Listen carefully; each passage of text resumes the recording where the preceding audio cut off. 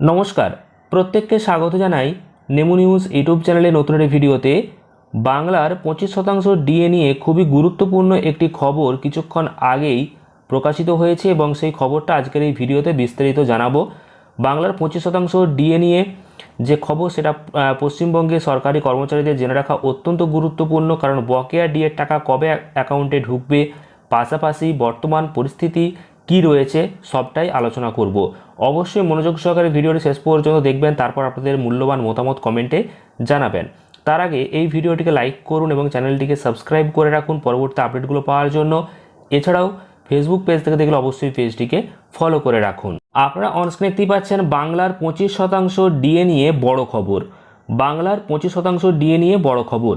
Supreme কোর্টের রায়ের পর পশ্চিমবঙ্গের ডিএ এবং রোপা 2019-এর বকেয়া নিয়ে রাজ্য সরকারি কর্মচারীদের মধ্যে তৈরি হয়েছে নতুন একটি জটিলতা। সুপ্রিম কোর্ট ডিএ মেটানোর জন্য 6 মার্চ, 31 মার্চ ও 15 এপ্রিল এই তিনটি সময়সীমা বেঁধে দিয়েছিল।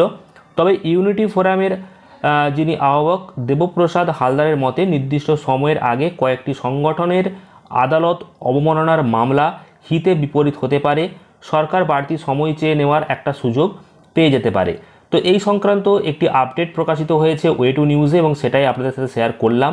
এই সম্পর্কিত আপনাদের কি মতামত অবশ্যই আপনারা কমেন্টে জানাবেন, আর পরবর্তী আপডেটগুলো পেতে চ্যানেলটিকে সাবস্ক্রাইব করবেন, ফেসবুক পেজ থেকে দেখলে পেজটিকে ফলো করবেন, ভিডিওটি প্রচুর পরিমাণ লাইক এবং শেয়ার করে দেবেন। ধন্যবাদ।